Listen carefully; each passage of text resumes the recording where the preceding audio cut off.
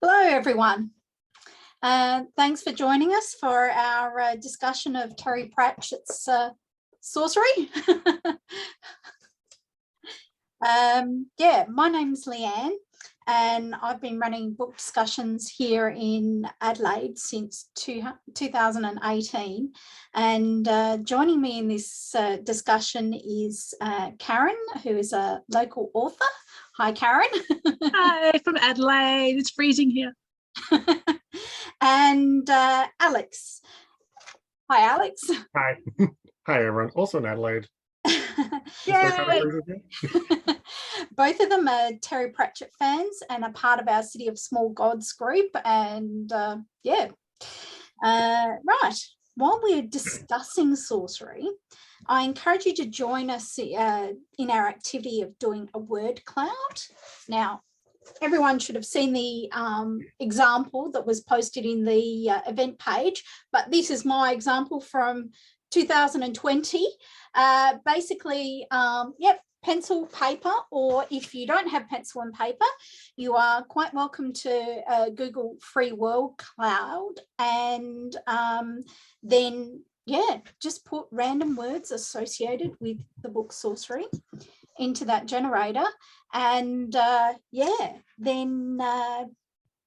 we'll have you post pictures of them in the event page, and then we can hopefully share some of them.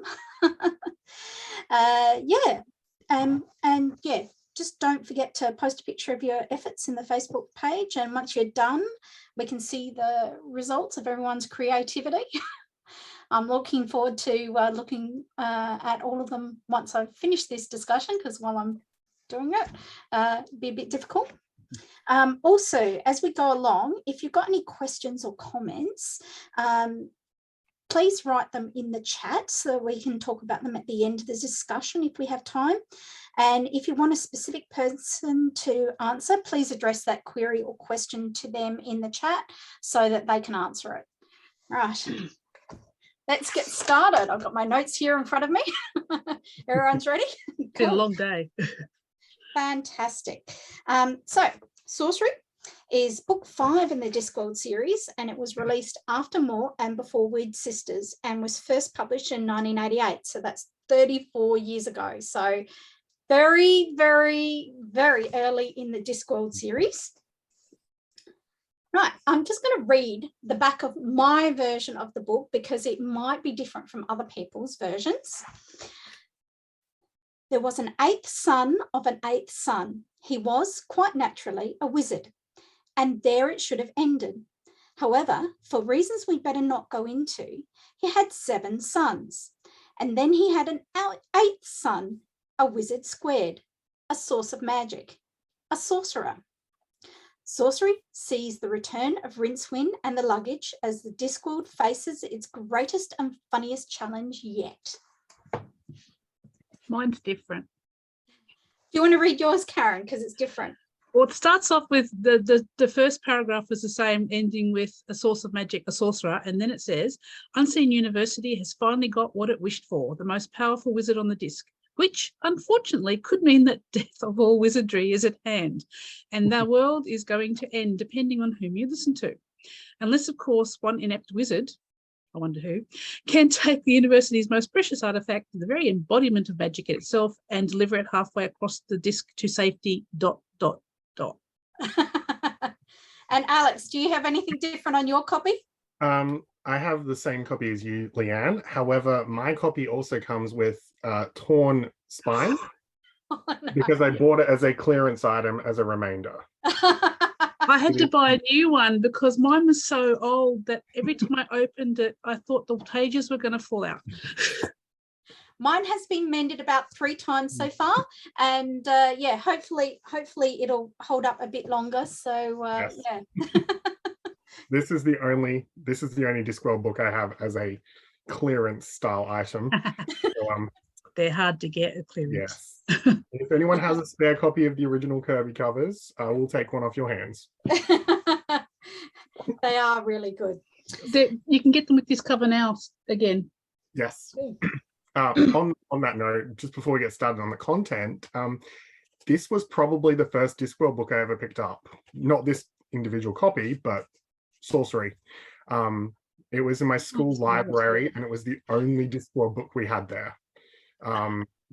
It was a relatively new school, so we didn't have a lot of books to begin with, but it was the first one. I remember seeing the cover and going, this is brightly colored, and that is very interesting to look at. It's certainly not a standard cover design you'd expect to see in a school. So I remember picking it up. I remember flicking through it and maybe trying to read it. And this was probably age 13, and then not reading all of it, and then not reading another Discworld book for another 2 years. Pretty early, and at least the bright cover encouraged you to have a look at it. Back to the question I was going to have about that intro to the book. If you had just picked up this book, would you, unlike Alex, would that encourage you to make you want to read it, or would it be the fact that it's brightly coloured? Well, as a writer, I love a quirky narrator, so it gives you that feel on the back. So, yeah. What about you, Alex? I know it was the bright cover that initially attracted you, but would that have encouraged you to start reading it, or? I think it would have, had I probably read more of it. I feel that Terry's narration in this one's probably slightly different to even some of the other earlier ones. For example, Weird Sisters, the next one along. But yeah, I think that quirky narrator, as Karen has suggested, it's definitely something I would look for when starting to read it. Yeah, I came into Terry Pratchett a very different way to a lot of people, so we'll talk about it later probably.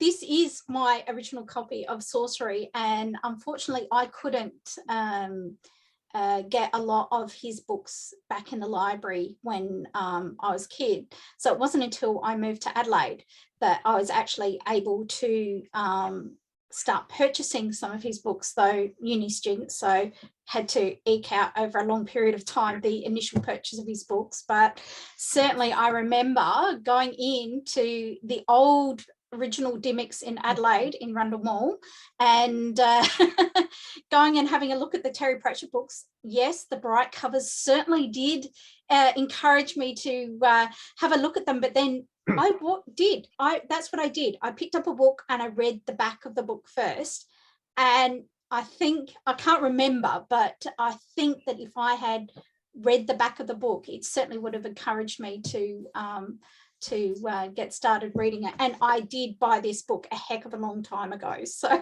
I won't say when because it's a bit embarrassing, but yeah. I'm feeling just a bit old right now. Yeah. Right. So another thing, this is a book that's very focused on the wizards. It's basically a wizard story, and introducing the reasons why they practice magic the way that they do and reinforcing it. In reading or listening to this story, because of course it's available as an audiobook as well,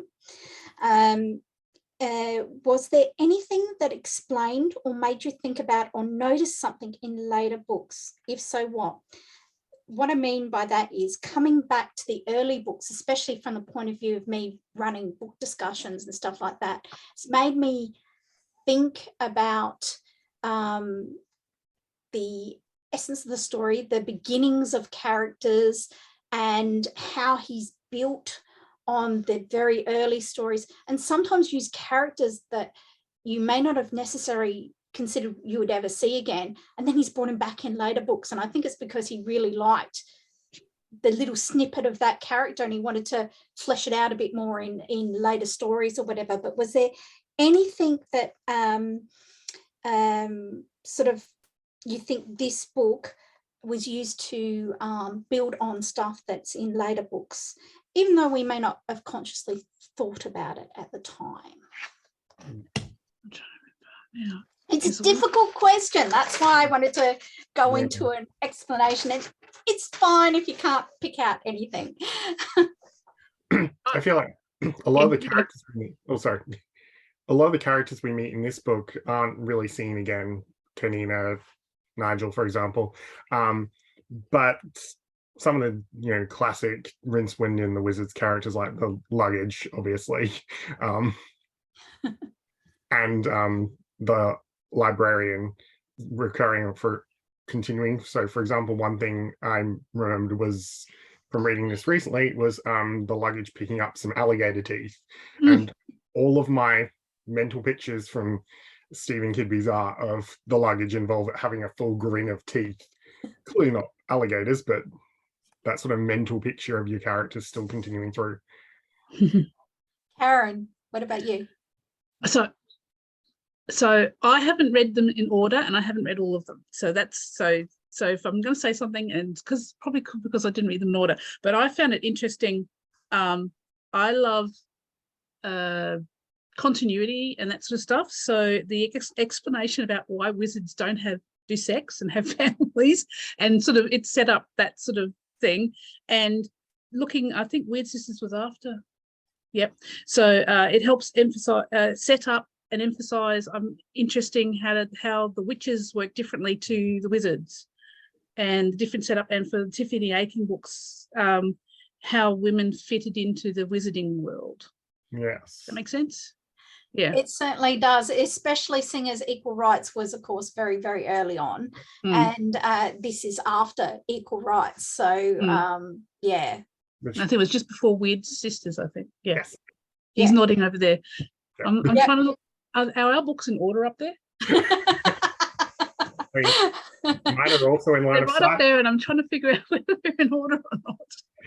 Mine are also in line of sight, except they're on the back of the double shelf. So yeah. We've got a 8-foot long, 7-foot long bookshelf across a arched doorway, and they're up there with Lord of the Rings and Pratchett at that end, all in.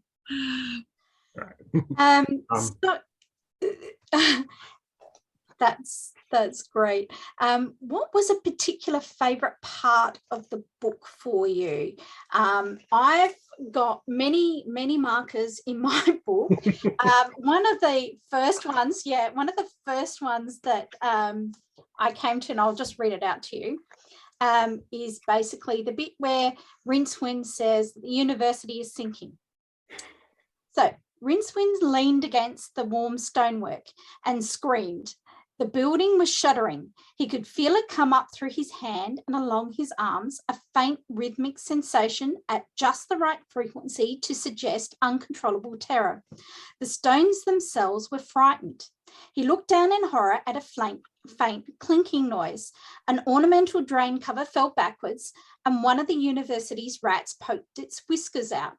It gave Rincewind a desperate look as it scrambled up and fled past him, followed by dozens of its tribe. Some of them were wearing clothes, but that wasn't unusual for the university, where the high level of background magic does strange things to genes. As he stared around him, Rincewind could see other streams of grey bodies leaving the university by every drain pipe and flowing towards the outside wall. The ivy by his ear rustled, and a group of rats made a series of death-defying leaps onto his shoulders and slid down his robe. They otherwise ignored him totally, but again, this wasn't particularly unusual. Most creatures ignored Rincewind. He turned and fled into the university, skirts flapping around his knees until he reached the bursar's study. He hammered on the door, which creaked open. It's Rincewind, isn't it? Said the bursar without much enthusiasm. What's the matter? We're sinking! The bursar stared at him for a few moments. His name was Spelter. He was tall and wiry and looked as though he had been a horse in a previous life and had only just avoided it in this one. He always gave people the impression that he was looking at them with his teeth. Sinking? Yes, all the rats are leaving. The bursar gave him another stare. Come inside, Rincewind, he said kindly. Rincewind followed him into the low, dark room and across to the window. It looked out over the gardens to the river, oozing peacefully towards the sea. You haven't been overdoing it, said the bursar. Overdoing what? Said Rincewind guiltily. This is a building, you see, said the bursar. Like most wizards, when faced with a puzzle, he started to roll himself a cigarette. It's not a ship. There are ways of telling, you know. Absence of porpoises frolicking around the bows, a shortage of builders, that sort of thing. The chances of foundering are remote. Otherwise, we'd have to man the sheds and row for shore. But the rats, grain ships in the harbour, except some springtime ritual. I'm sure that I felt the building shaking too, said Rincewind, a shade uncertainly. Here in this quiet room with the fire crackling in the grate, it didn't seem quite so real. A passing tremor, great Etuan hiccuping, possibly. A grip on yourself is what you should get. You haven't been drinking, have you? No. Would you like to? Anyway, I just thought that's very early on in the story, and the whole idea of the rats leaving a sinking ship, except it's the university, and then we have, of course, the bed bugs taking the mattress with them to guarantee that they're home, and the cockroaches marching in unison across the lawn, and then the gargoyles destroying the lawn as they leave as well. So I just that was just one thing that caught my eye very, very early on in the book. So would either of you like to explain a favorite part of the book? Alex, do you want to go first? Okay. Yep. Sure. Mine's about books themselves. Books of magic have sort of life of their own. Some all have altogether too much. For example, the first of the Necrotelecomnicon has to be kept between iron plates. The true art of levitation has spent the last 150 years up in the rafters. And Ged Forge's Compendium of Sex Magic is kept in a vat of ice in a room all by itself. And there's a strict rule that it can only be read by wizards who are over 80 and, if possible, dead. Karen, do you have a particular favourite? I've got a particular favourite. Oh, I got one for the and I've got another one. Yeah. Anyway, yes. So it's if you can't guess by the picture, when they're stealing their horses. Okay. It would be stealing, said Nigel slowly. Kanina opened her mouth to agree, and the words "why not" slipped past her lips. She shrugged. Perhaps we should leave them some money, Nigel suggested. Don't look at me, said Creosote. Or maybe write a note and leave it under the bridle or something, sorry. Don't you think?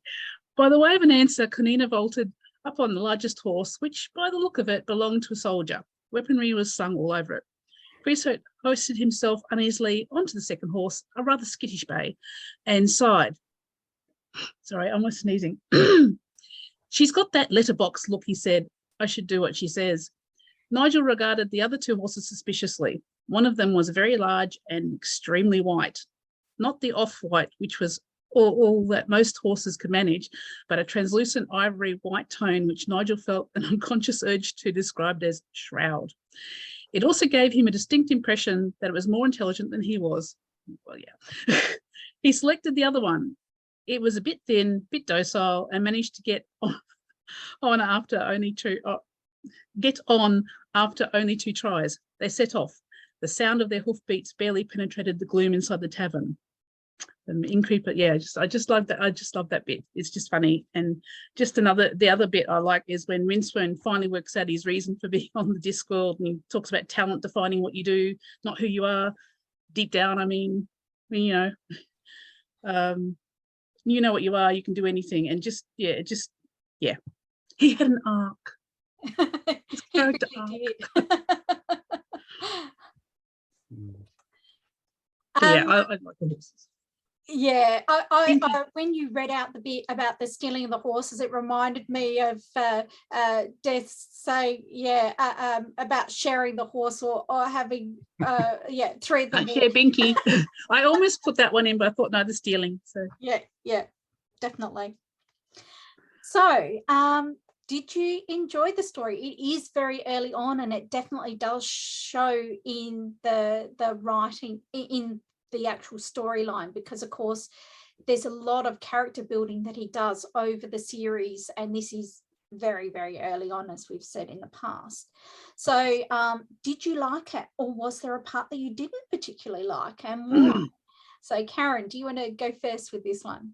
There was a bit I didn't like. It was more a thematic thing, Yeah. the child abuse.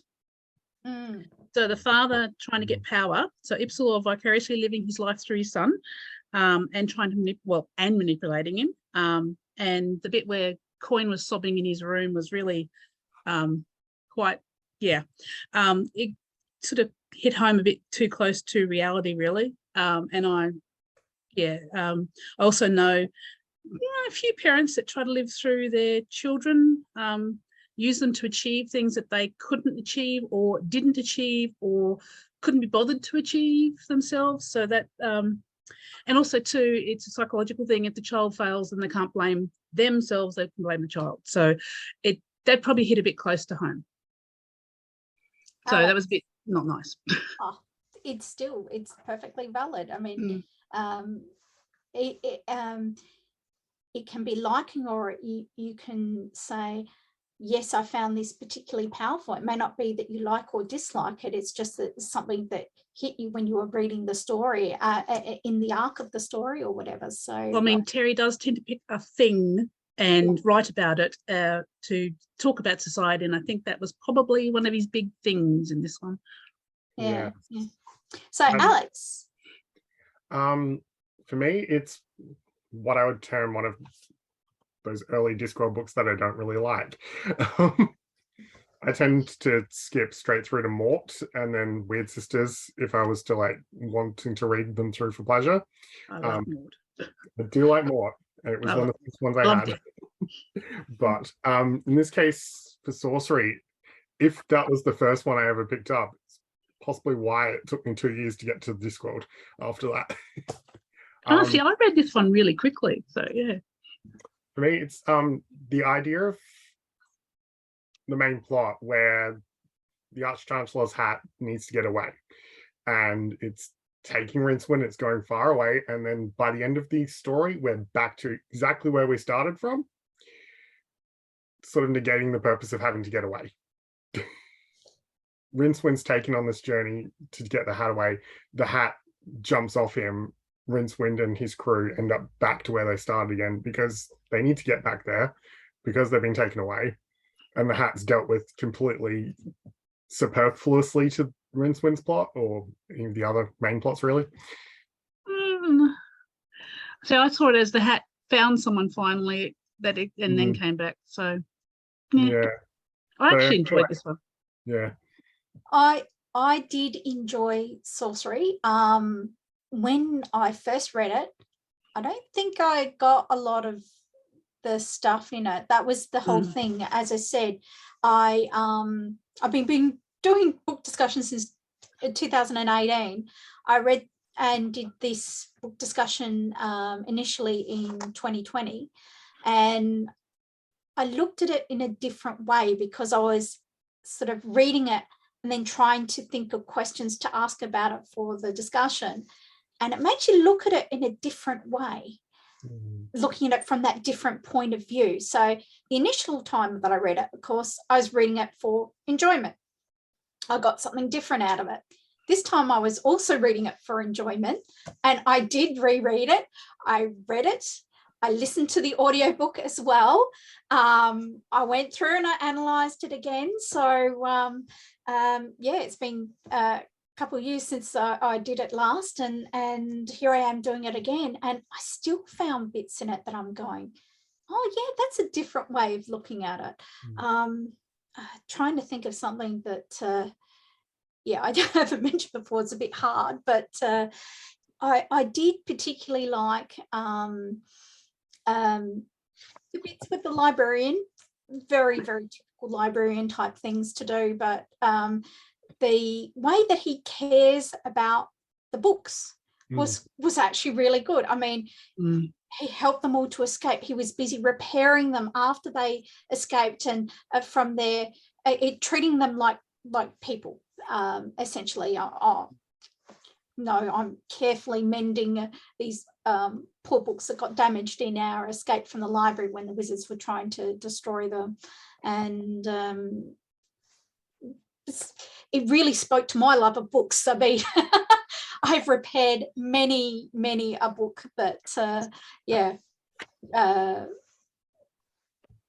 I really, really love, and is actually really difficult to get hold of now.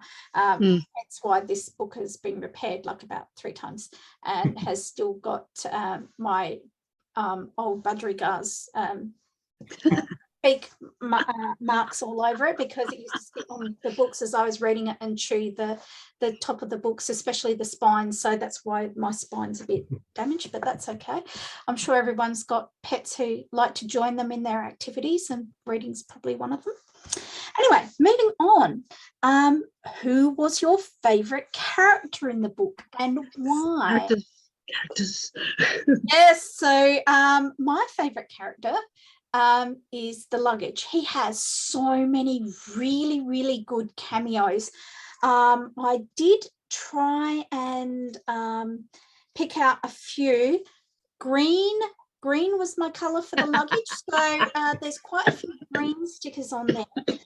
So there was one in particular after he's sort of wandered off from Rincewind and Kanina, because he's was told to go away. I love it when he goes into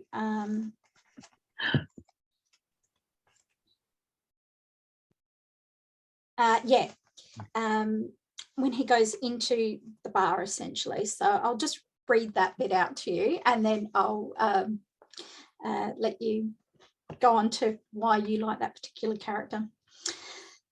So strange things were happening in Alkali that night. There was a certain silveriness rolling in from the sea, which baffled the city's astronomers. But that wasn't the strangest thing.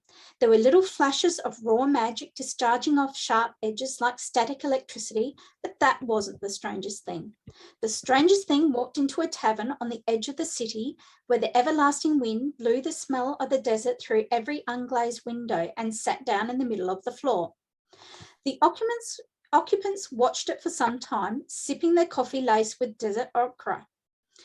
This drink, made from cacti sap and scorpion venom, is one of the most virulent alcoholic beverages in the universe. But the desert nomads don't drink it for its intoxicating effects. They use it because they need something to mitigate the effects of the Klatchian coffee. Not because you could use the coffee to waterproof roofs. Not because it went through the untrained stomach lining like a hot ball bearing through runny butter. What it did was worse. It made you nerd. In a truly magical universe, everything has its opposite. For example, there's anti-light. That's not the same as darkness, because darkness is merely the absence of light. Anti-light is what you get if you pass through darkness and out the other side. On the same basis, a state of nerdness isn't like sobriety. By comparison, sobriety is like having a bath in cotton wool. Nerdness strips away all illusion, all the comforting pink fog in which people normally spend their lives, and lets them see and think clearly for the first time ever. Then, after they've screamed a bit, they make sure that they never get nerd again. The sons of the desert glanced suspiciously into their thimble-sized coffee cups and wondered where they had overdone the okra. Were they all seeing the same thing? Would it be foolish to pass a remark? These are the sort of things you need to worry about if you want to retain any sort of credibility as a steely-eyed son of the deep desert. Pointing a shaking finger and saying, "Hey, look, a box just walked in here on hundreds of little legs. Isn't that extraordinary?" would show a terrible and possibly fatal lack of machismo. Drinkers tried not to catch one another's eye, even when the luggage slid up to the row of okra jars against the far wall. The luggage had a way of standing still that it was somehow even more terrible than watching it move about. Finally, one of them said, "I think it wants a drink."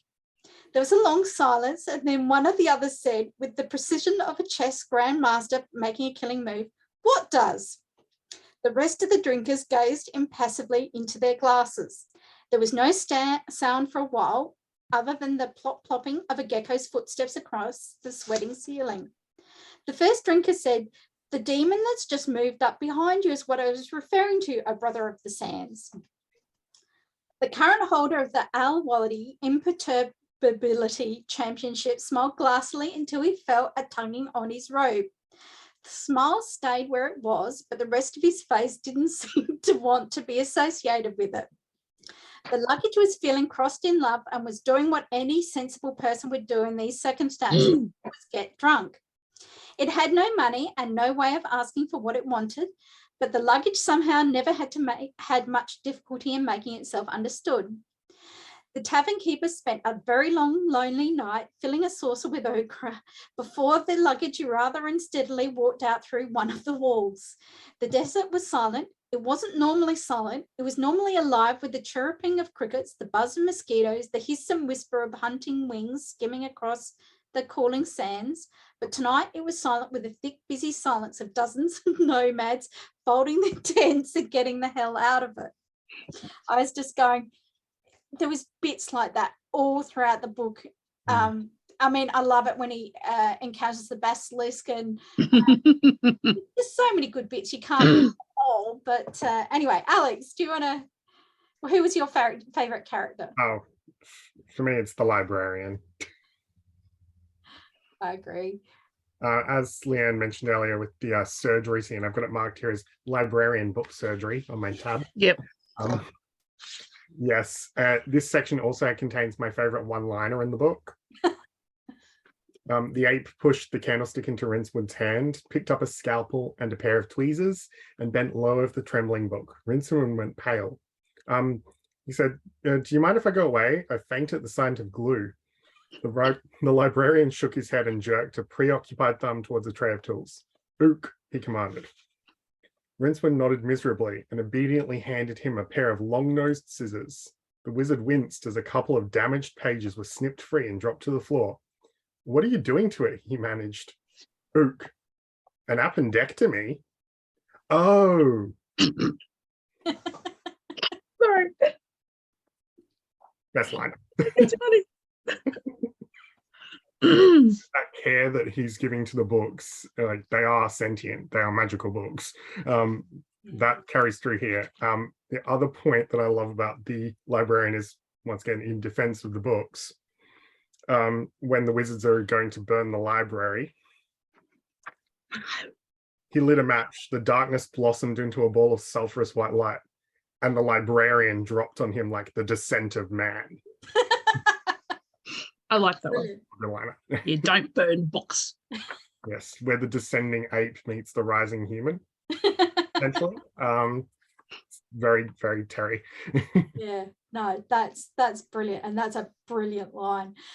Karen, who was your favorite character? Do I have to have one? I always loved Death, but Death didn't have a very big part in this one. And of course, I always loved the librarian.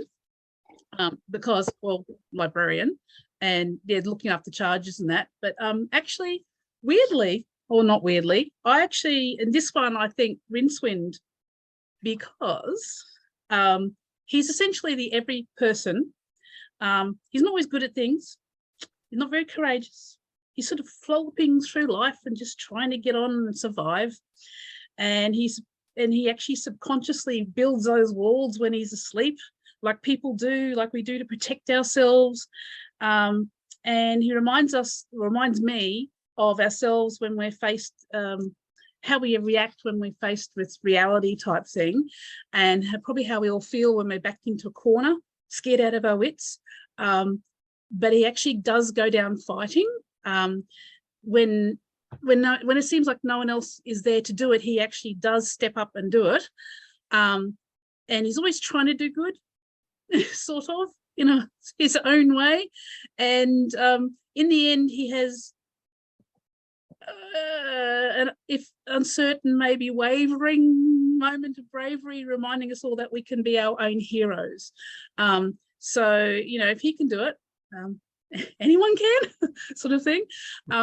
He also is devastated with the destruction of the library, and protective of coin. So it just, it's not for one passage as such, but just the general, his arc. Yeah. We study Pratchett a lot in writing courses I do. So for different things, they actually quite often use examples from books for the narration, the humour, and characters and stuff like that. So that's where I'm going to come from on that one. Cool. So I found the description in this book were very vivid and easy to visualize. Were there any that were favourites of yours? What were they? And feel free to give examples. I mean, I love the description of the Arch-Chancellor's hat, but my favourite one is Please actually... don't be, so is mine. Yeah, it's just so descriptive. And but my actual favourite description in the book that was very, very visual, because I love the artwork of MC Escher, was the footnote regarding the library, which I'll just say one. Yeah. So I'll just go back a little bit because, yeah.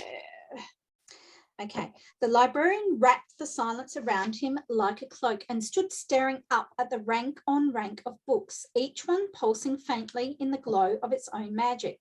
Shelf after shelf looked down at him, or up, or obliquely.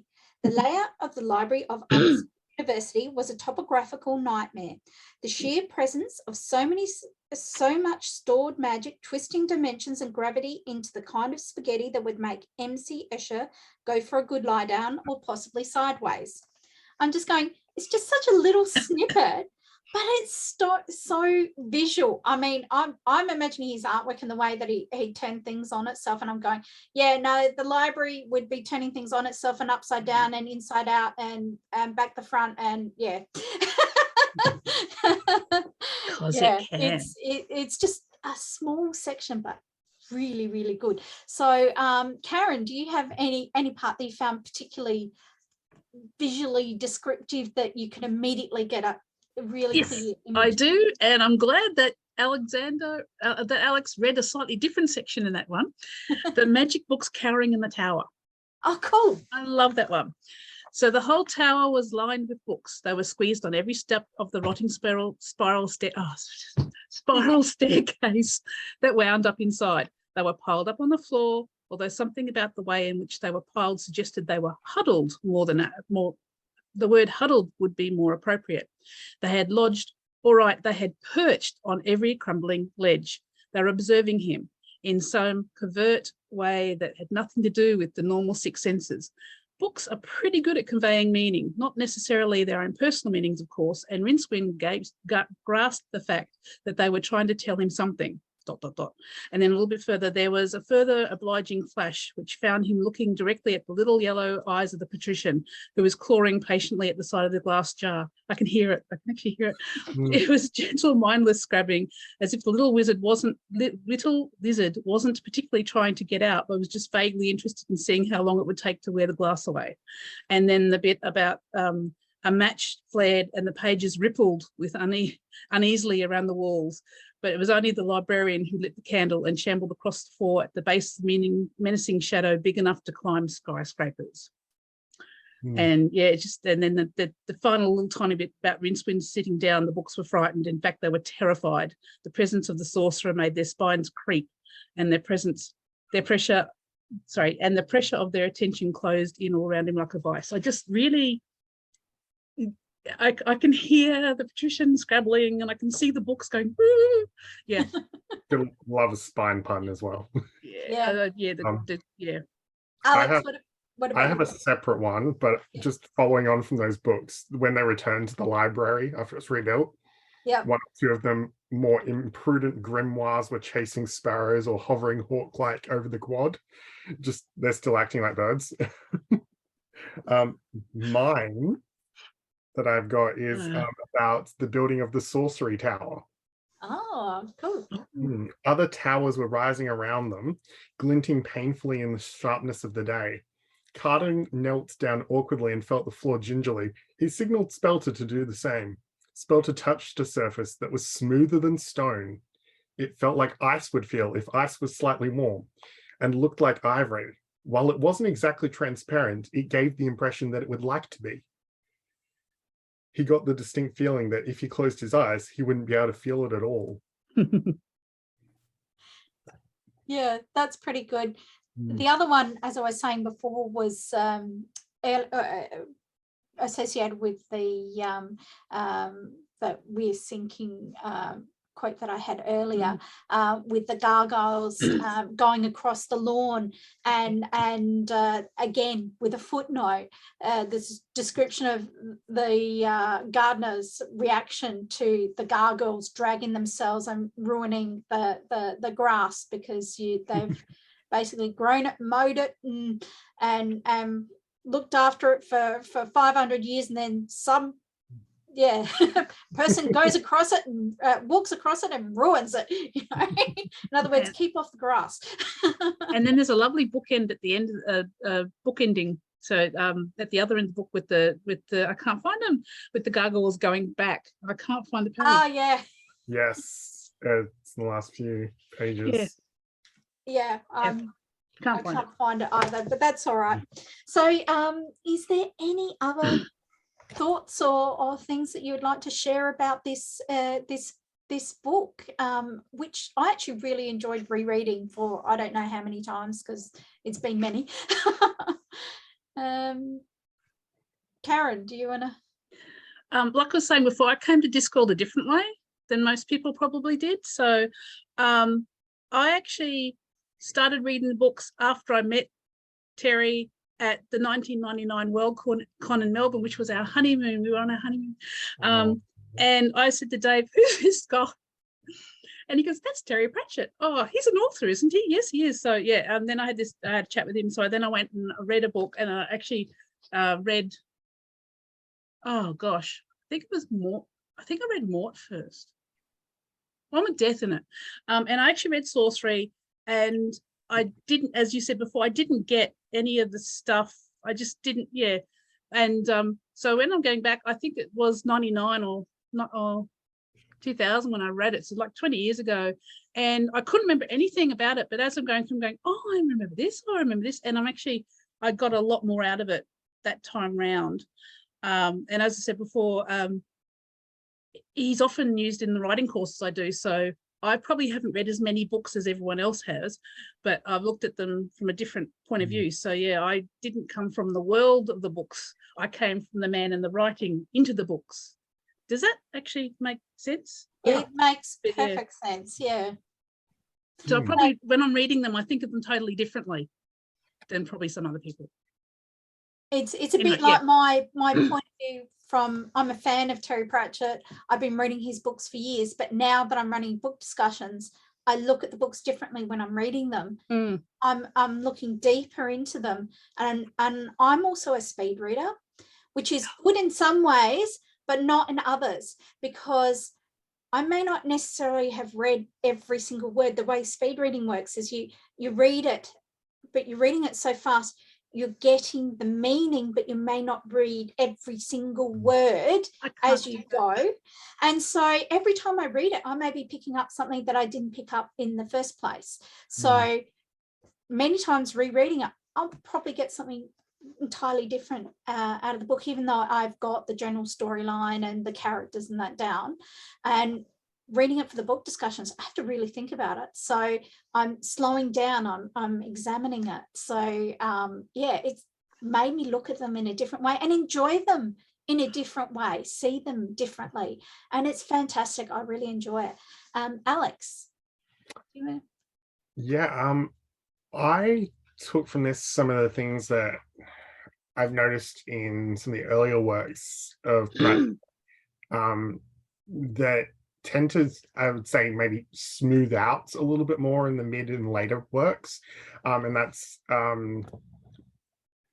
pop culture, contemporary referencing. For example, the genie, which everyone seems to love in the chat.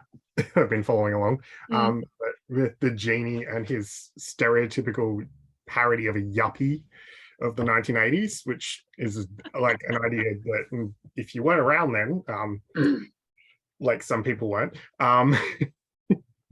you only see in parody and in historical reference now.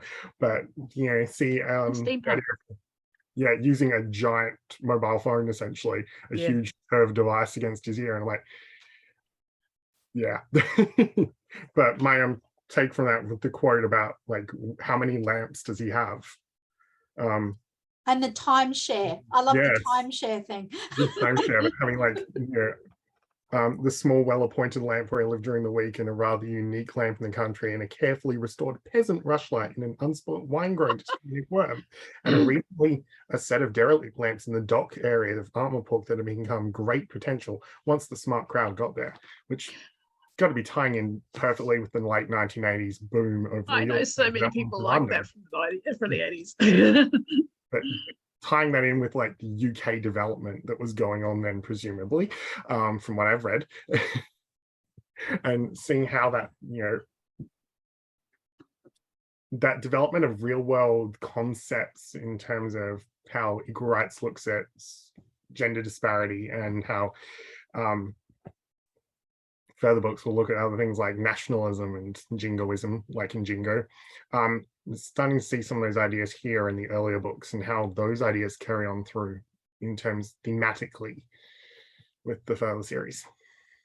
Yeah, there's just so many good points. And yes, his earlier books are certainly may not be quite as good as some of the later ones that he wrote, but you can certainly see elements of them in the later books. And he's just, I don't agree with the fact that some of the earlier ones probably aren't as good as the later. Well, I don't know.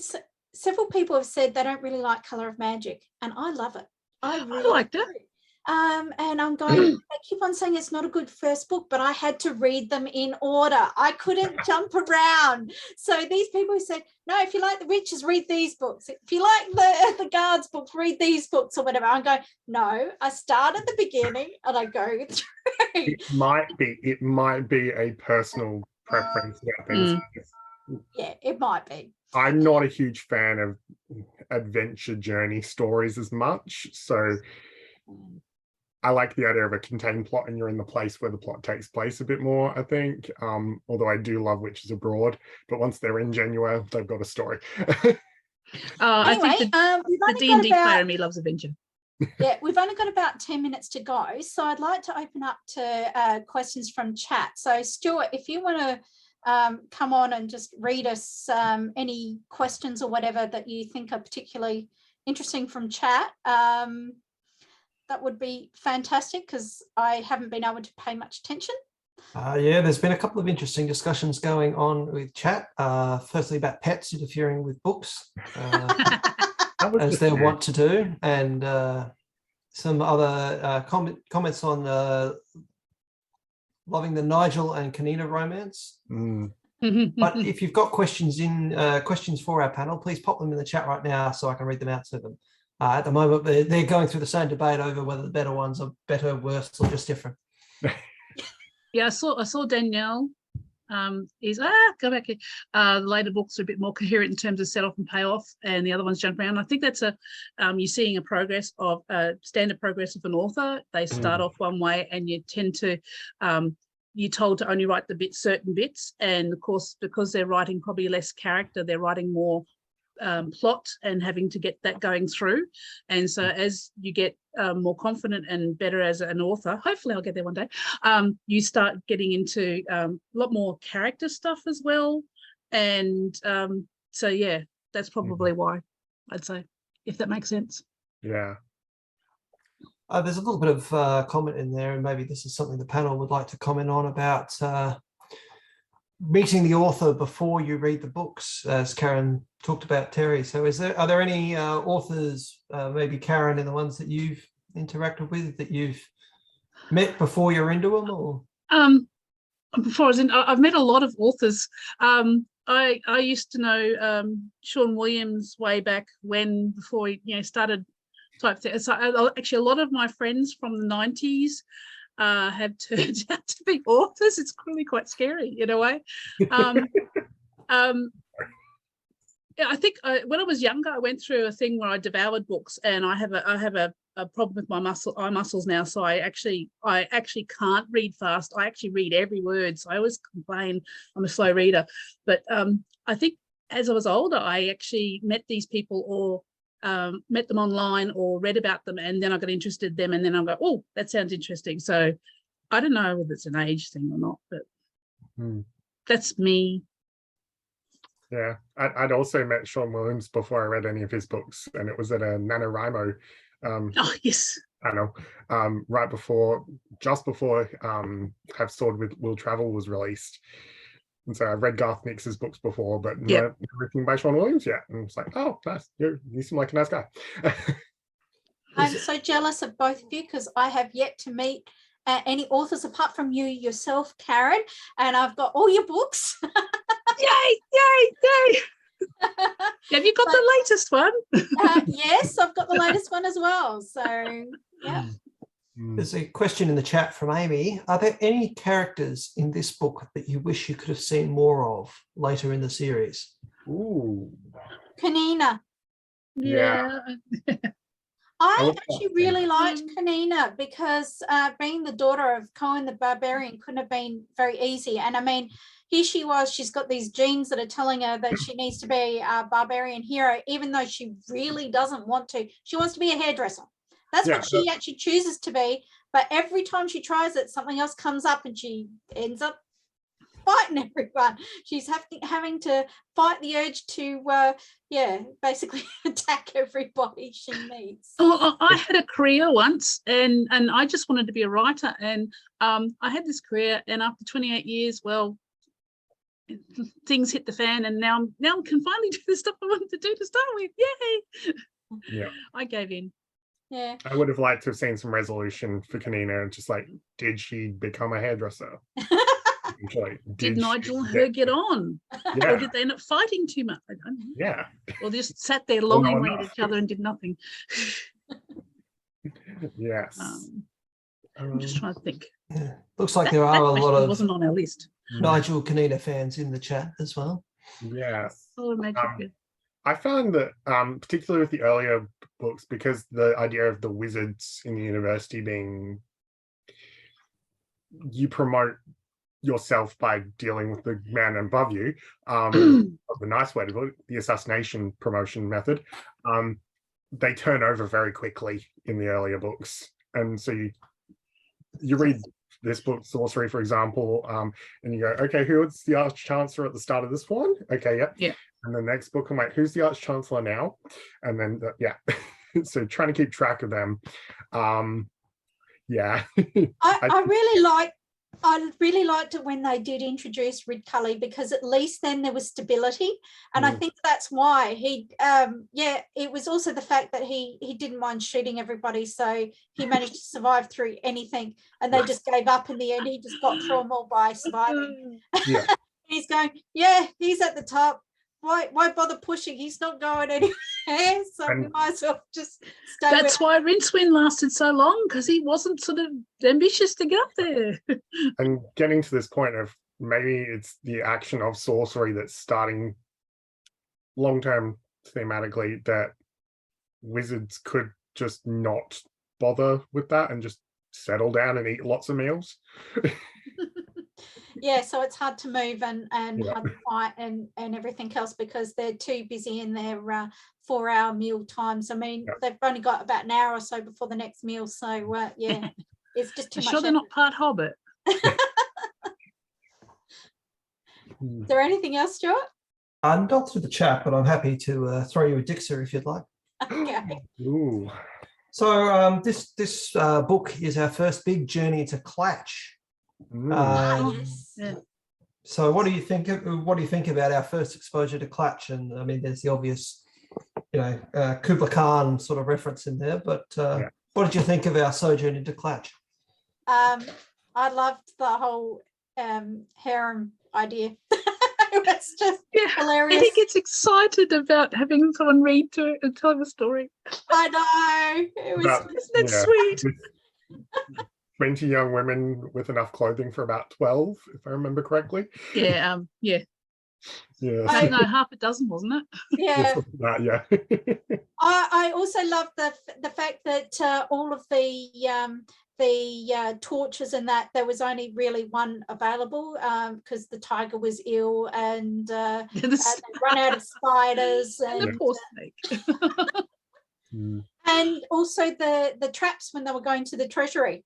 And I love ha at the end, sort of a bit with the deadly trap right at the end where all the others were like pranks.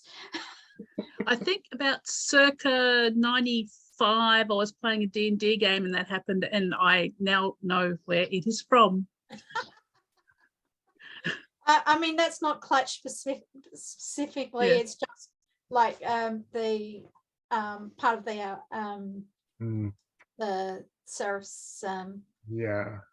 I do like Alice, whatever you want to call it. I do like some of that world building we do get. For example, I'm one of the Seraph's